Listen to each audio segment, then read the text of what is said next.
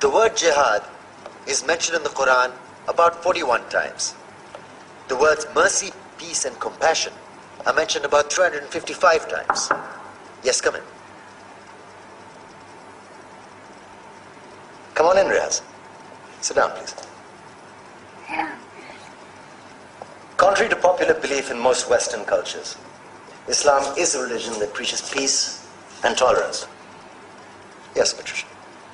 If Islam truly is a religion that preaches peace, then how come the world's most troubled spots, the West Bank, Afghanistan, Pakistan, Iraq, they're all plagued with Islamic terrorism? Well, that depends on your definition of terrorism. Some might argue that the U.S. invasions of countries like Iraq and Afghanistan are also acts of terrorism. No, those were acts of war to get rid of despotic regimes. Or a means of getting at a country's oil. Conspiracy theories. Well, May I? Yes, please. Go ahead, Riaz. Mr. Khan is right. I mean, if we're talking about terrorists, the world's biggest terrorists are the white superpowers. Come on now. No, really, stop and think about it. Explain 9/11. Okay. Do you know how many people died in the Twin Towers strike? Around 3,000. And do you have any idea how many people died in the bombing of Afghanistan? Take a wild guess. More than 15,000 people died. And that's just conservative figures. About 50,000 tons of explosives were dropped on innocent civilians. Men, women, children. Yeah, but that was because of the Taliban.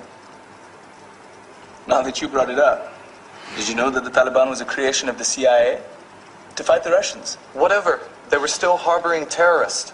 Yeah, right. Terrorists that were never found. Just like the weapons of mass destruction that were never found in Iraq. Do you want to get into the death toll in Iraq?